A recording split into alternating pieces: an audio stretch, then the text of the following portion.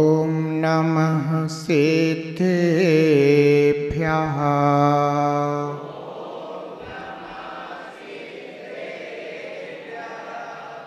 ॐ नमः सिद्धेभ्यः।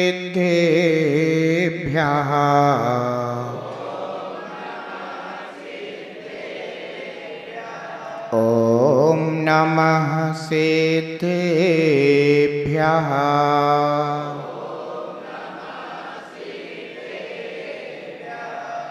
ॐ नमः सिद्धेभ्यः।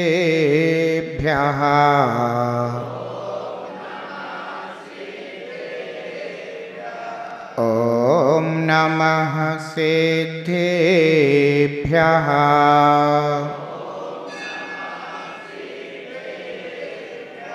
ॐ नमः सिद्धेभ्यः।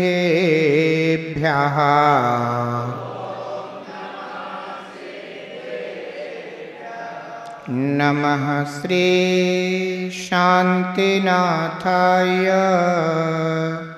जगच्छान्ति विधायिने कृष्ण कर्मोघ शान्ताय शान्तये सर्वकर्मणां मंगलं भगवानर्हन् मंगलं वृषभोजिनः मंगलं पूज्यपादार्य जिनागं पन्थोस्तुतं जिनागं पन्थोस्तुतं जिनागं पंथमंगलम।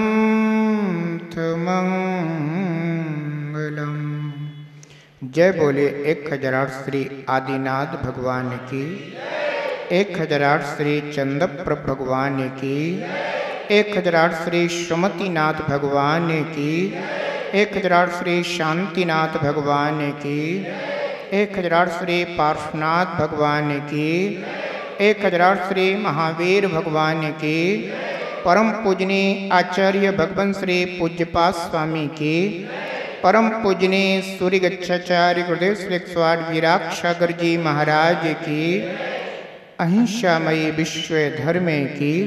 जय बोले परम पूजनीय भावलिंगी संत राष्ट्र योगी सम्राचार्य गुरुदेव श्री विमर्श सागर जी महामुनि राज की, हर जी वाले छोटे बाबा की, वर्तमान के भावलिंगी संत की, जिनागम पंथ।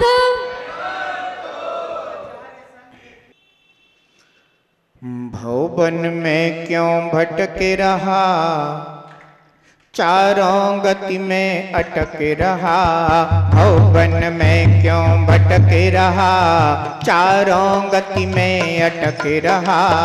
जिन बर कहते चारों गति, जिन बर कहते चारों गति,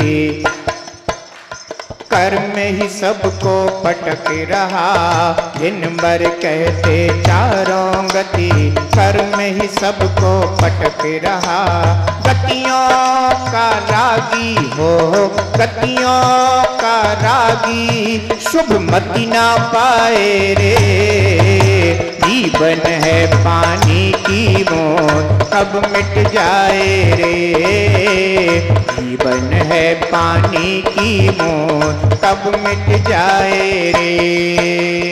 होनी अनहोनी हो, होनी अनहोनी, कब क्या घट जाए रे। जीवन है पानी की बूंद, कब मिट जाए रे।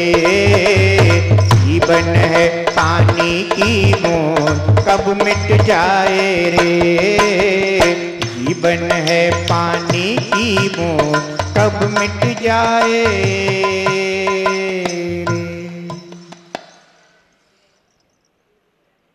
जय दुजिनागम पंथो, अनादि अनिधन चिनागम पंथ। तीर्थंकर भगवंत की दिव्य ध्वनि जिन श्रुत है चिनागम में, चिनागम में वर्णित आत्म कल्याणकारी मार्ग आत्मितकारी पंथ जिनागम पंथ है। परस्पर रागदेश को बढ़ाने वाले आगम बाह्य पंथ उन्मार्ग है। वीतरागता को देने वाला परस्परोपग्रहो जीवा नाम का प्रतीक जिनागम पंथ शनमार्ग है।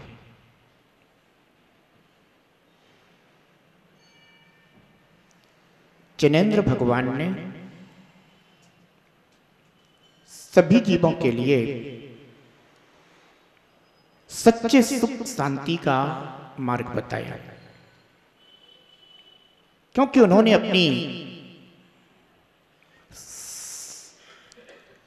सर्वज्ञ दृष्टि से देखा जाना कि संसार में सभी जीव निरंतर दुख का वेदन कर रहे हैं।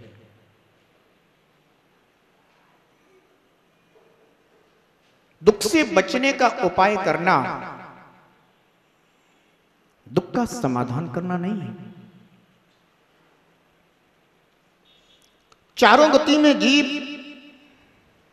एकमात्र दुख से बचने का उपाय करते रहते हैं, पर कभी दुख का समाधान नहीं कर पाते। जिनेंद्र भगवान ने संसार में दुखी जीवों को भी देखा है,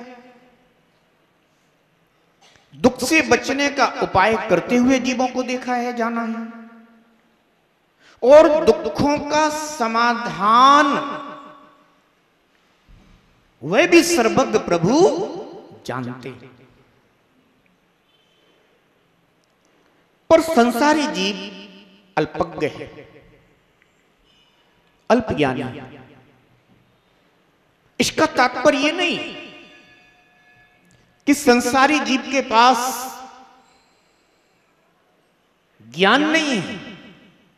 ज्ञान तो अथाह है, ज्ञान तो अनंत है, ज्ञान तो असीम है, परंतु अपने ऐसे सहज अनंत ज्ञान स्वभाव का जीव को बोध नहीं, उसका जीव को विश्वास नहीं। इसलिए क्या सोचता है कि मैं अल्पज्ञानी हूं। सर्वज्ञ देव अपनी पूर्ण ज्ञान दृष्टि से यह देखते जानते हैं कि प्रत्येक संसारी जीव में अनंत ज्ञान भी है और अल्प ज्ञान भी है।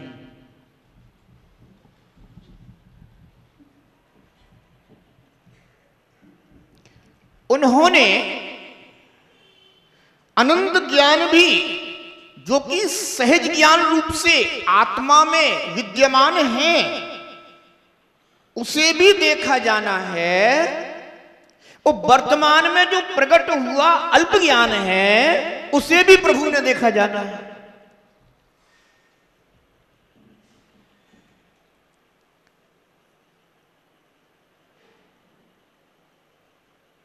जब घर में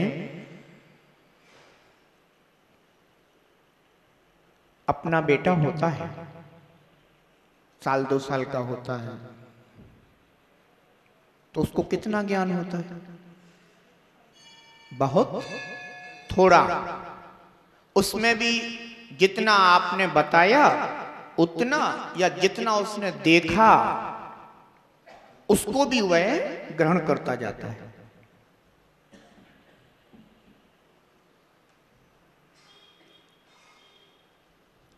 पर अपन इतना तो जानते हैं कि बच्चे को कोई ज्ञान नहीं है, ज्यादा ज्ञान नहीं है, उससे कोई गलती हो जाती है किसी के प्रति, तो अपन उसको बताते हैं बच्चा है अभी, उसको ज्यादा ज्ञान नहीं है, आप तो समझदार हैं, आप उस पर व्यर्थ क्रोध मत कीजिए, व्यर्थ गुस्सा मत कीजिए, समझ जाएगा, आगे जब बड़ा होगा तो समझ जाएगा।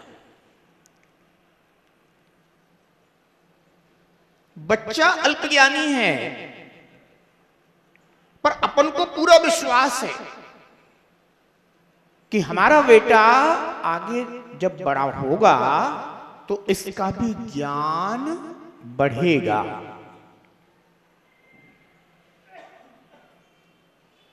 बिल्कुल अच्छी बात है ये। जिनेंद्र भगवान भी यही कहना चाहते हैं कि आप अपने ज्ञान को बढ़ाएं, सही ज्ञान को बढ़ाएं, जिसमें संशय हो, विभ्रम हो, विमोह हो, अनिश्चय हो, ऐसे ज्ञान को ना बढ़ाएं। जिनेंद्र भगवान ये कहते हैं कि जो वस्तु जैसी हो उसको वैसी ही जाने, वैसी ही समझे। और यही अपनी सबसे बड़ी अनादि की एक भूल चली आ रही है, जिस भूल के कारण हम निरंतर दुखी होते आ रहे हैं। दुख का कारण क्या है कि जो वस्तु जैसी है उसको हम वैसी नहीं समझ पा रहे हैं, जान पा रहे हैं,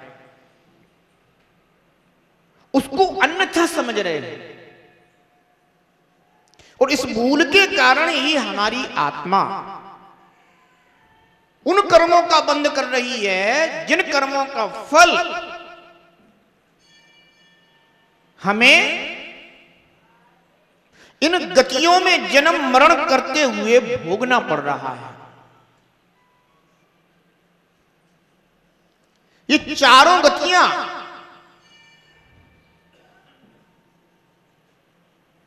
सुख का साधन नहीं है। इन चारों गतियों में जीव अपने दुख को भोगने के लिए जन्म लेता है। कर्मों का फल भोगने के लिए जन्म लेता है।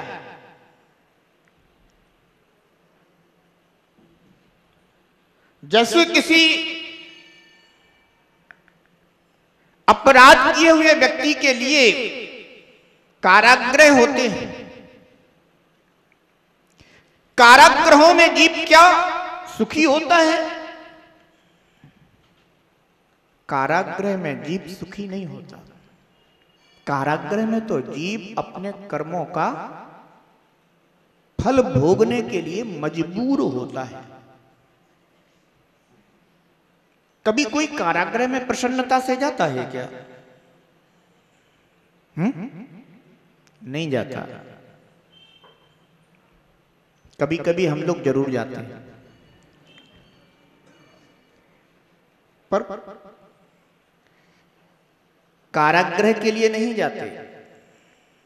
कारागृह में जो रहने वाले बंदी हैं उनको संबोधित करने के लिए जाते हैं कि तुम अपना अपराध बोध करो और अपनी दृढ़ इच्छा शक्ति, संकल्प शक्ति जगाओ कि हम पुनः ऐसा अपराध नहीं करेंगे जिससे कि हमें पुनः कारागृह में आना पड़े। पर मैं सोचता हूं कि जो कारागृह में बंद हैं उन कैदियों को संबोधित करना सरल है, पर जो कारागृह में बंद नहीं है, खुले घूम रहे हैं, उनको संबोधित करना बहुत कठिन है। कारण जो कारागृह में बंद हैं उन्हें ये बोध है कि मैं कारागृह में हूं, पर जो कारागृह से बाहर हैं उन्हें तो यह बोध ही नहीं कि मैं भी कारागृह में हूं। मुजरिम की तरह देह में रहती है आत्मा, मुजरिम की तरह देह में रहती है आत्मा, मुजरिम की तरह देह में रहती है आत्मा। अच्छे बुरे सभी कर्म करती है आत्मा, अच्छे बुरे सभी कर्म करती है आत्मा।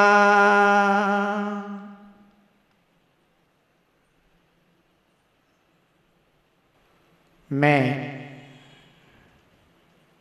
आत्मा हूं,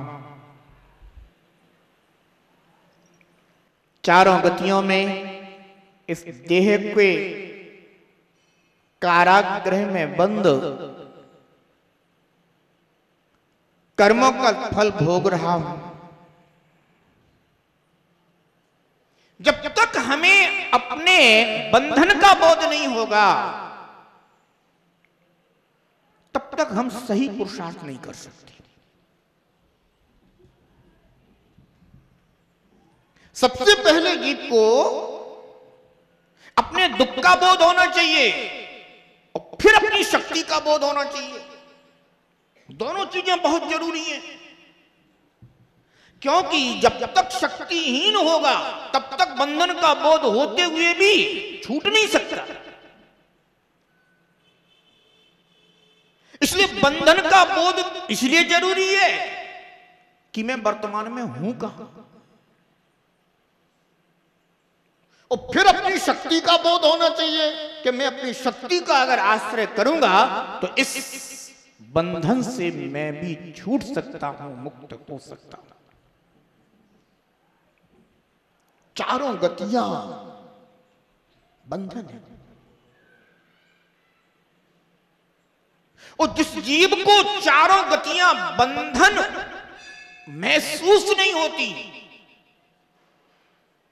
उस जीव को कभी धर्म ध्यान नहीं हो सकता।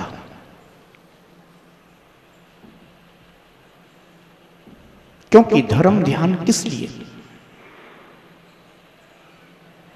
इंद्रचंद, धर्म ध्यान किस लिए?